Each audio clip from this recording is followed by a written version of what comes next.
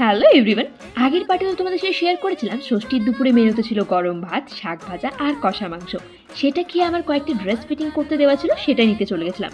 আর নিতে গেছিলাম কিছু করি। আমার না সিম্পল ব্লাউজ পরতে একদম ভালো লাগে না, তাই ব্লাউজটাকে আমার কাস্টমাইজ করার জন্য কিছু করি কম পড়েছিল, সেটাই নিতে গেছিলাম। আসার পথে ভাবলাম প্যান্ডেলটা একবার ঢুকে দেখা যাক, কাল থেকে তো সে এখানেই আসতে হবে। প্রতি বছর জানো তো আমরা সব বন্ধুরা মিলে এখানে প্রচুর আড্ডা দিতাম। এখন যে যার মতো বিজি, সেই আড্ডাটা কোথায় যেন হারিয়ে গেছে।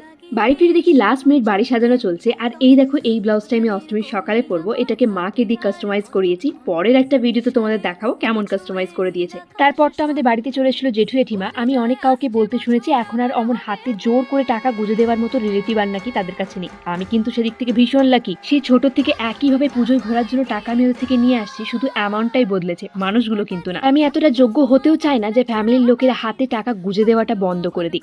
বাকি দিনের ব্লগগুলো দেখার জন্য একদম সাবস্ক্রাইব করতে ভুলো না কিন্তু।